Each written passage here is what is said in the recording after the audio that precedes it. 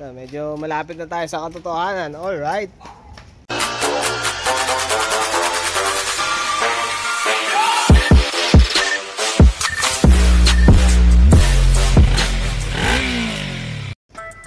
Ito kaso nagka-issue yung ano eh. Ayos mo yung battery dude. Ay, walang battery. Ano to? Battery yan. Oh. Battery yan dyan ha. Ba't na wala? Nilagay ko sa tester. Ay, putik. Bago. Ayan, sige. Nawala yung battery ko yan. Meron yan eh. Ginawa siguro yung dadudes.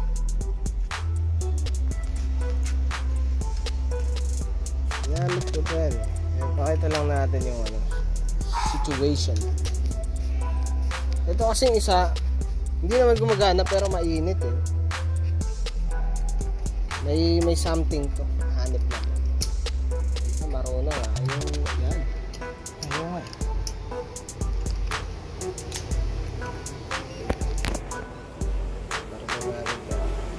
Ito ay 29.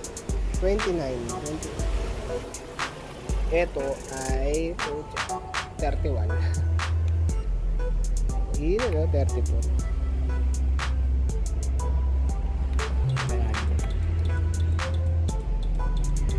Ano yung pinindot mo na yan? Yung right signal. Umiinit siya pag umiinit. Aray kong init. Then, nagti-30 plus ah. Ano yung nababaril ko ba? 32, 31 eh. 28, 27. Ano ba ito ganito? Baka grounded tong isa. Kailangan buksan yan para makita kung ba't ganun. Ito na to no? Pwede na. Kabit na lang yung CDI. Tapos pwede na. Alright. Makakauwi na rin to. Hanip. Medyo maingay. Pinalitan ng ano ng mga bumbilya. Ayun na, ang putik. Hanip. Hindi pala sa, hindi siya grounded ano? Yung bumbilya. Ay, bumbilya mismo. Natapos din tong hanip na to. Automatic headlight pala to. Kasi dati pag ano susi, nakasindi na headlight. Ngayon pag in-start mo, pag start. Walang ano, teka. Wala pala siyang low beam. Walang low beam. Ayan, on ulit. Start natin. Yun. Wala siyang low beam eh, oh. Pundi yung low beam. Sama, bakit ganun? Nakapatay. Patay eh. Ano ba yung ano ba? Oh.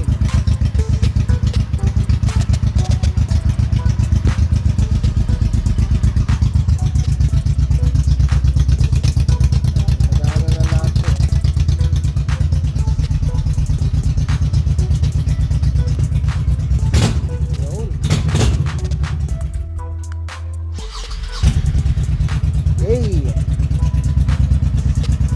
Pakita ko pala yung mga ano.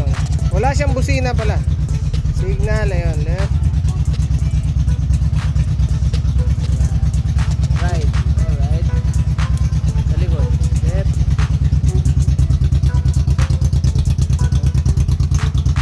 Right.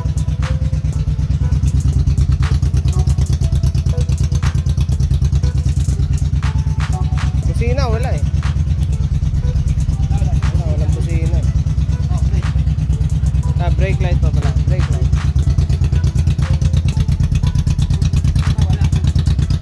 Sa harap, wala rin. Buti.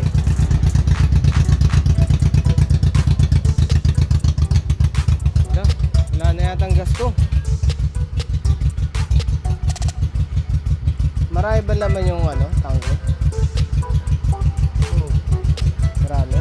Makakalit mo siya eh. Ganyan. Ay, hindi ko na buksan yan. Oo nga eh. Hindi eh. Nireserve ko na eh.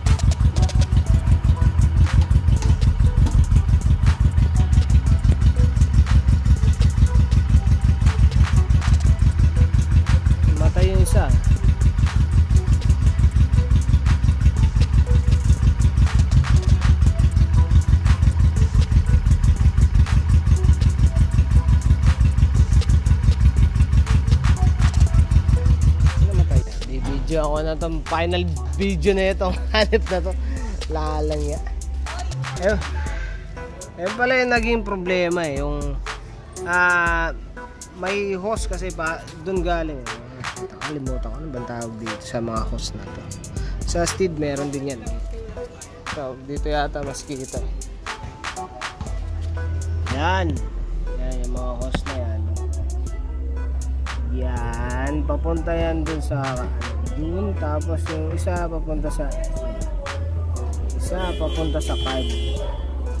Yan. Pero yung papunta dito sa ibabaw. Hindi na makita. Sorry na ano ko eh. Yan. Ang ginawa pala nila dyan, dalawang hose yan eh. Dalawang hose, nilagyan nila nito, tinakpan nila nito. Hindi tinap dun sa carb. Kaya ito, dalawang tornilyo na tayo nakuha. Ginawa ko, dinugtungan ko lang yung hose para may balik dun. Kasi yun, umukoy na, putik. Naitono na, hanip na to. Ang problema ko ngayon, yung susi, naputol yan. Naragis yan. Tapos naging issue pa yung battery niya pala negative na rin. Siguro dati nga dahil may problema yung charging. Yan, magana pa naman. Yung pump pinalitan ko na rin pala. Nasa ilalim pa rin yung pump. Ayan. Tapos dun tumangin hose. Yung isang hose ito. Lumusod dun, diretso dun. Tapos nasa kabila na yung filter. So ito yung hose. Yan, diretso dun. Tapos tumawid sa kabila, dito na yung ano. Dito yung papunta sa carb. Ayan, baka makatulong yan. Tapos dinaan ko yan sa gilid. Dumaan sa gilid sa loob. Tapos andun na yung pump. Ito na. Video ulit. Ito pa, putol-putol yung video.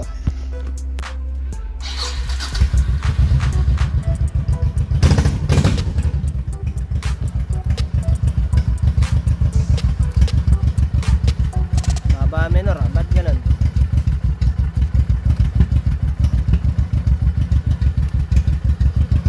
May leak sa saan yan? Sinilip ko, nasa ilalim.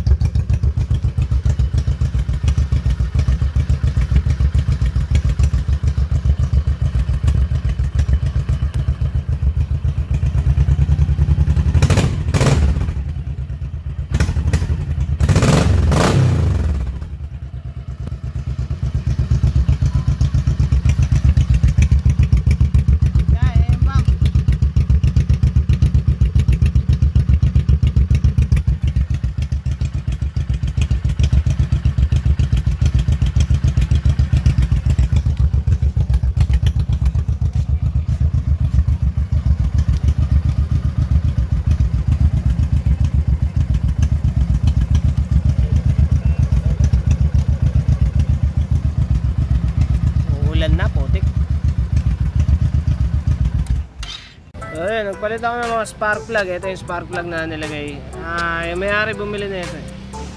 Yan, goodies na goodies. Kaso ito pala oh. Ano yun? Spark plug reading ako ngayon lang. Inikot ko lang, tapos spark plug reading. Yan yung nakuha ko. Nagbabasa ng langis eh. Kaya pala, siguro pinupundi niya ng langis eh. Kaya pala ano, kita ba?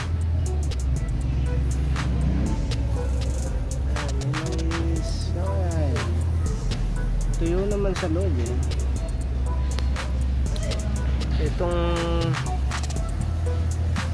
bago yan eh, bagong palit ko lang yun. Basa ng langis eh. Pero okay na, maayos na siya mandar. Nikot ko na eh. Ito.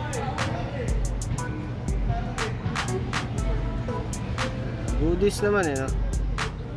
Kasi yun nga may langis-langis eh. Hanip na yan.